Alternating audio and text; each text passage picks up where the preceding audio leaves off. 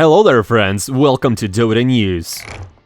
Things have been a bit chaotic lately. Mason's been banned on Twitch, Mind Control has apologized to his team, and Valve decided to trick us again with the patch. And a whole lot of other fresh news. Grab some snacks, and without further ado, let's get straight to it.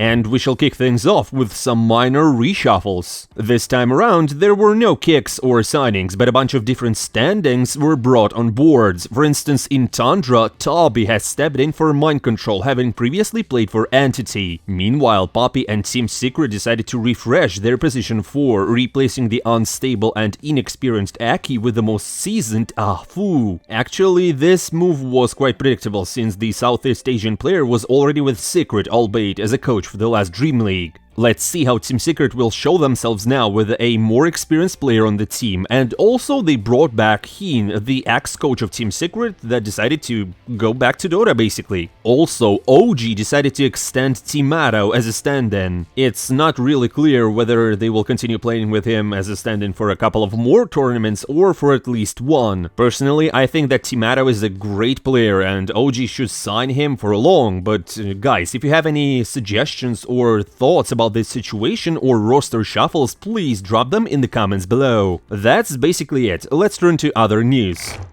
Seb versus Team Secret's social media. Seb has decided to share his thoughts on trash talk. According to the player, he's not a fan of other orgs taking things too far. Like, for example, Team Secret's Twitter guys who call OG trash and all that. Well, you know, if you follow them on Twitter. They basically fight all the time. Yet, Seb believes that this kind of behavior isn't sportsmanlike and that all teams deserve respect. It's one thing to trash talk during an official match in the chat, but another thing is to do so after the game.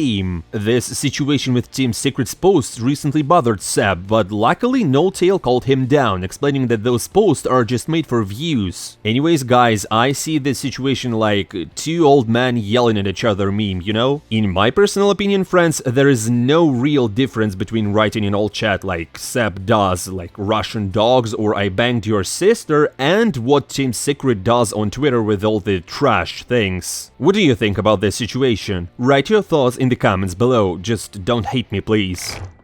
But even what Seb says or Team Secret post on Twitter, you know guys, Ame did something even worse in my opinion. Recently on his stream he pretty badly insulted the mother of SCCC, another Chinese player. You know, the newbie legend who won a lot of things. Basically, SCCC's fans decided to come to Ame's stream, and they were pretty annoying. And at one moment Ame decided to say this: "Get off my stream, I play mid better than you, I beat you," and then he added, "I beat up your mother." Yeah, I know that the Dota community might be toxic and insulting from time to time, but this is off the edge in my opinion. Especially considering that he was streaming for a huge audience and aiming at a fellow esports player who, by the way, hasn't been active in the pro scene since 2020. Guys, I know we can be emotional sometimes, but let's get our things together, okay? Don't do bad stuff like this. Not cool. Not cool. And speaking of Dota players streaming, something really weird is happening on Twitch. You see, Mason has been banned on Twitch again, and it's his 8th time. His last ban was in September. But guys, there's no need to worry. The streamer himself mentioned that the ban was only for 1 week. Interestingly, it was due to him making certain gestures with his hands that are not acceptable on Twitch. But my friends, the ban wave doesn't stop here. TorontoTokyo got also hit by this. Though it's not very clear yet why he was blocked. Maybe it was something he said, but maybe it was just unluck. Because basically guys, you know, it's Twitch. And yeah, guys, since we've touched Bad Boom's position 5, how can we not mention his provocative statements? This time, during a personal stream, this esports athlete, let's say, decided to mock position 1 players. According to TorontoTokyo, the carry role is the easiest in the game. You just push a wave and then head into the jungle to hit creeps. However, it seems TorontoTokyo might have forgotten about the skills needed to farm efficiently, dodge enemy ganks, and understand when to join fights and assist the team. Anyways, whether this is another hot take or just has some truth to it, I'll leave for you to decide in the comments below. Next, a pretty important piece of news. Mind Control apologized to Tundra. But first, let me remind you of what happened between him and the team. It all started when Pure at some point took over the captain's role, which apparently hit Ivan hard. Yeah, Mind Control's real name is Ivan. Ivan or Ivan Ivanov, just in case you didn't know. And in some time they signed Moonminder as a coach, with whom the core trio of Tundra clearly had disagreements. The final straw was when Tundra decided to sign Zai as their esports director, with whom Mind Control also didn't want to work. Reportedly, Zai didn't offer any useful advice and seemed to only interfere with the training process. That's when Mind Control said, "I'm done." However, it seems that after time passed, he decided to reflect on this whole situation. In a huge post, he explains that he was just emotional and all these reasons were not that big of a deal, and he regrets behaving like that. In the end, no hard feelings on either side. But anyways, my friends, I really doubt that he will be back on the team. Yet, this apology is acknowledged. That's a good and noble move. And now, my friends, to the juiciest part. Gaben has finally dropped the update. I was so overwhelmed, but that was just a minor ladder patch with some changes to heroes and that's all. To be honest, guys, the whole Dota 2 community was waiting for the new patch, for the new Arcanas, new event, new hero and everything, but Valve decided to just not do it. Like, a long time ago they promised to release it in the beginning of 2024, but still, there's nothing. I really feel like being scammed right now. Do you guys? Anyways, friends, let's not dwell on the negatives and move on to the update itself. We will start with the balance changes. It's all pretty standard, like here +1 and there -1, but there is a couple of interesting fixes. Here, guys, I have to admit, because Valve did the right thing. They decided to fix Revenant's Brush and now it doesn't work with crits, so no more one-shot PAs with 4k damage. Also, the rapier has been significantly changed. Let's be honest, it was overpowered. Now when you buy it, you can just switch how it works. You can have either plus 250 physical damage or plus 25% magical damage. Now that the rapier is fairly balanced, I really doubt that spellcasters will buy it. You know, with all the money spent and the risks, you can just do another item and be more useful. And yeah, guys, that's where the interesting changes end. A couple of tiny nerfs, a couple of tiny buffs here and there, and that's basically all. So now, my guys, we have to wait until mid-April for Ringmaster to come. Hey, and yeah, by the way, here's a bug tip from Dota News. If you're playing with a hero with passive crits like Juggernaut, Tuskar or Phantom Assassin, and you buy the Revenant's Brush and then sell it while it's activated for additional damage, your crits will be disabled for the rest of the game. So basically you can lose all your advantage, so be careful. Basically, buying the new Revenant's Brush on heroes with crits can be quite risky.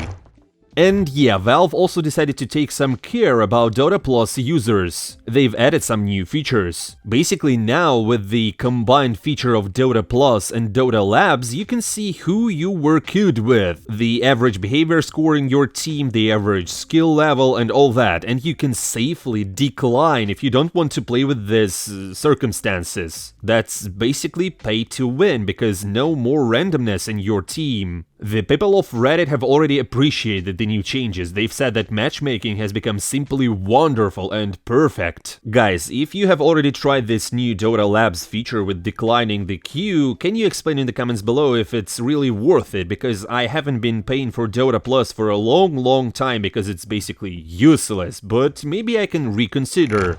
But anyways, if you're not impressed by the new Dota Plus update, how about the new ban system in the matchmaking? I mean, obviously not the cheaters, but heroes. From this patch onward, you won't just have 10 seconds to decide who to ban. Now we do it before the match even starts. You just pick 4 heroes you don't want to play against, and in the match, one of these 4 is guaranteed to be banned. And you know what? It works really funny, because Podge's pick rate in the recent time has skyrocketed, and I also think that this feature is really convenient. And as always, the smartest people from Reddit have come up with an interesting feature for these bans. It's quite simple. Make a separate ban list for each mode and role. That honestly sounds pretty cool, and Valve should consider implementing it to Dota. And yeah, guys, in the end of the video about the new patch and the new event and Ringmaster and all that, basically Valve said in their blog post that they will release the update in mid-April. But do you know what's on April 20th? It's the World Circus Day. So I bet that they will tie it to the event. I just wonder if Valve sees us all as clowns and the whole Dota community as the circus.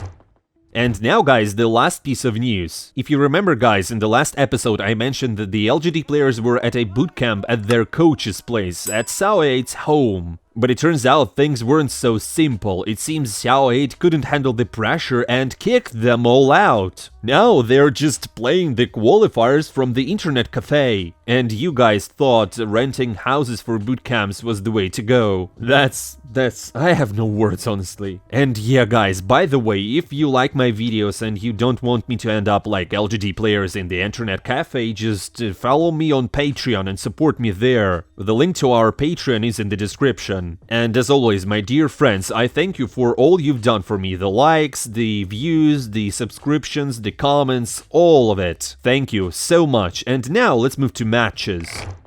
The qualifiers for the DreamLeague. Let's take a closer look at how things are going in the DreamLeagues. I'll say this up front, you're gonna be shocked. We have a lot of surprises ahead, starting with the Eastern Europe. Na'Vi took down Team Spirit in the upper bracket with a decisive 2-0, leaving them no chance. And then one win knocked Team Spirit out. The battles were incredibly intense, lasting a total of 200 minutes. And guys, the game was ultimately decided by the Tormentor. You've got to see it to believe it.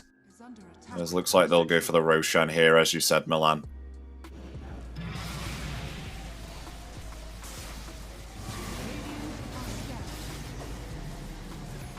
Trying to take the Tormentor here, though. Oh, Miposhka. Miposhka and Mira. Oh no! Wait, what? What was that? What? What? What? Huh? Guys, it was so painful to watch. Especially, I wonder what Laryl was thinking when he decided to use his ultimate into Tormentor. As a result, the qualifiers finals were Virtus.pro versus Na'Vi, where the latter just clinched a hard-fought victory with a score of 3-2. Congratulations to Na'Vi and Uragi, who plays for them now, if you don't remember or missed it. It's been a real while since their tag made it to the major tournament. It seems Uragi has given the team a massive boost. Surprisingly enough, Shopify effortlessly defeated all their opponents and also advanced to the main stage of the tournament. The other regions are still playing through the qualifiers, though by the time this video is released, they might have finished. And now some frustrating news. The open qualifiers for PGL Wallachia. My boys, Team Nigma and Miracle got knocked out by a stag named Farmers. How? Why? What? I mean, Habibis, you let us all down again. After such a fiasco, we're definitely expecting some reshuffles. It seems like it's not the time to expect any significant results from the team. Who knows, maybe Mind Control will be back. Anyways, that's a wrap. Thank you for watching the video. Don't forget to hit the like button and subscribe to the channel. And also, please don't forget to support me on Patreon. Feel free to share your thoughts about the video in the comments below. I'm not saying goodbye for a long time. See you soon.